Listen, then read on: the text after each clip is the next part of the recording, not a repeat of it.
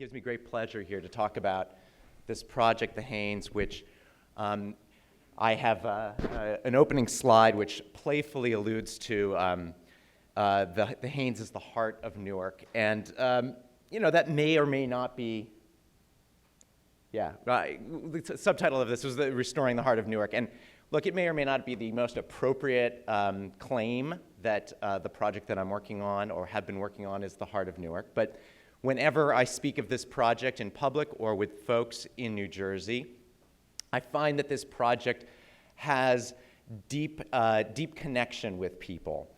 There is not a tour of the building that I have given where somebody does not have an association with this property. One woman walked with me and at the very end acknowledged that the last time she had been in the building was when she had applied for a job with the department store.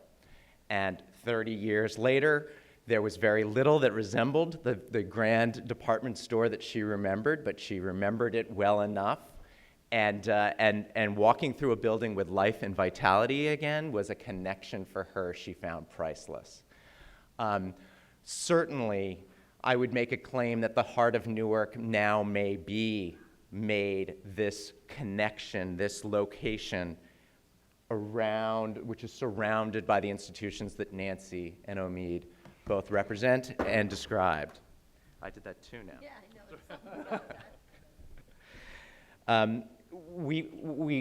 We are here in part at a conference to celebrate new urbanism, and it seems somewhat ironic for me to speak of a restoration of a early 20th century relic. In the context of new urbanism, there seems to be something not new necessarily about rediscovering an asset, acknowledging the infrastructure of a city. But the fact is that we have an opportunity here to present Newark as a model of a new urban enclave. And maybe, as we all have speculated about why now, it may be explained in part by some of the silliness of pro formas we're beginning to see in Manhattan and even in the outer boroughs. It's clear that the idea of paying $80 a square foot in rent on Avenue D may make sense to some, but when you consider the great opportunity that may exist in Newark and what we may be able to create with the result of our community efforts, $80 a square foot on Avenue D may seem a unrealistic and unfathomable proposition. There have been some playful allusions to my bringing Whole Foods. Whole Foods came to Newark in no small part because they're not dummies. They've seen the opportunity as well. I do suspect that Christina Minardi at Whole Foods is terribly honest when she says that part of the decision-making she made here was the byproduct of Cory Booker's harassing her for 8 years about choosing Newark. So I think we just happened to step into a situation made more possible by the fact that we have done a Whole Foods in New Orleans and find that relationship served us well as a prerequisite to dive into a situation and to address it quickly. I see a lot of familiar faces in the room, so many of you will know this or have heard this from me before. As a Essex County resident, I live in Maplewood, and I know that a great many of my neighbors are fleeing the city for its extraordinary expense and the lack of physical resource, the lack of space.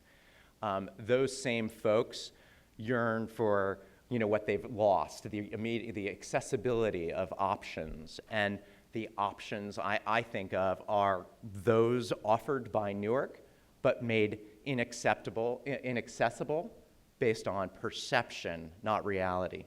Again, new urbanism. We're rediscovering the value, the accessibility of infrastructure in Newark.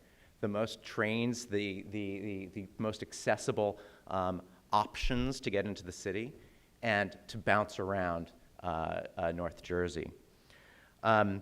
So we are the sort of the fortunate beneficiaries of a series of conjunctions. One, Newark has waited way too long for this beautiful building to again be a part of its landscape, to be an active, positive contributor. When I discovered Newark, admittedly, I'm not from New Jersey and don't know as much about Newark's history as I probably should, having read only about it through Philip Roth. I think the fact that I stumbled into Newark and saw this building and my perception was, wow, why aren't we involved with this? Why isn't it the focus of what we're doing now? And there are others like it. So it seems, again, a bit of irony that we talk about new urbanism in the context of grabbing a building that had a great life and giving it a new one. But we come at a moment when obviously other things are moving. Corey has bugged Whole Foods for 8 years to come into the market. Prudential has made a big, bold decision to relocate the heart of the city to Broad Street by Military Park, to revivify Military Park and create believe it or not, a fantastic facility that'll draw people from other geographies. And then, of course, institutions like those that Nancy represents, Rutgers presents itself now more vigorously as a powerful, potent agent for change. So with this help, we can take on the challenge and the enormity of giving life to a building that people love. So with that said, I have a couple of slides that will reveal the extent of the project. Some of what Omid says resonates specifically with me because we are working hand in hand to move this process forward. We have looked to a great many people, some of whom are in this room. I look to folks like Tony Marchetta and Tim Lazura from the state. The HMFA and the EDA have been integral partners in making this enormous project a possibility. This is a secondary facade on the building. So this building has not only enormity, but it has a diversity. It serves a number of different parts of the dynamic base that is this community in Newark. So this is what used to be the freight entry, and has already been sort of recast as we peeled away the somewhat disastrous paint that covered it. It's this entry that will be visible from the Rutgers campus down Bleecker Street. This is Bleecker that runs into Halsey. Halsey is already very much a work in progress with organic entrepreneurial retailers. The intent here is to make a continuum, continue the effort that is already in play. And we have found that, again, with major institutions surrounding us and individuals who are energetically moving the needle in Newark, we're finding folks entering the market for the first time in a really long time and saying, wow, this isn't the Newark I know. This isn't the Newark I thought I knew. And to Omid's great point, so I've just described a project that is in an existing form about 400,000 square feet.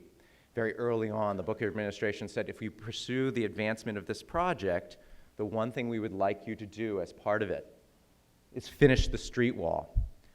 The building did not encompass the entirety of the site it sits on. The corner of Halsey and New has unfortunately been one of those conspicuous elements that Omid referenced that do not facilitate the connection between and among buildings. An empty corner that used to have a weird network of snake-like ramps down to the cellar where the plan had been to put parking. The mayor's office at the time had viewed street wall, continuity, and Halsey Street as critical to moving this project forward. As such, we have incorporated a new element, believe it or not, 100,000 square foot addition to this building that will seek to do part of what Omid referred to, which is bring people downtown. There weren't enough units without this building. In a prior conception, we would have ended up with fewer units. We've actually accumulated 160 units in the overall redevelopment plan because we have incorporated this building of this height, and we believe it is important it is as important to the success of the building that Whole Foods is in it, that we have at least 160 units in it as well. Now, I speak of the HMFA because of the HMFA's active participation in this project. We're able to incorporate among those 160 units tiers of income because, again, as a recurring theme, there has to be an acknowledgement, even in new urbanism, that there are a diversity of clientele. And we cannot, for a minute, turn our backs on the existing community in which our project is located. So by setting up a series of tiered incomes so that we have market rates and then somewhat more affordable rates, we can say that we can receive those people who are core to the success of Newark and who will be drawn to it, those who are there now and those who may come. And with the strength of HMFA resources, we find that possibility very much more achievable. We struggle because we're trying to do all of this in one project. So what this floor plan tries to do is try to show all the things that are going on. There are days when this project feels like dare I say it, a mall with some residential units above it.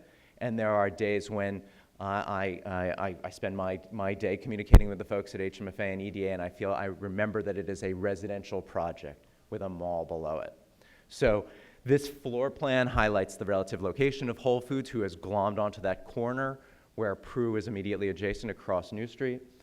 And it speaks to the diversity of retail product that we have to offer to the market. So we've got smaller corner spaces that will fit along Halsey, depicted on the bottom left. Those are 4 spaces that are carved up to emulate those more organic retailers that are already in place.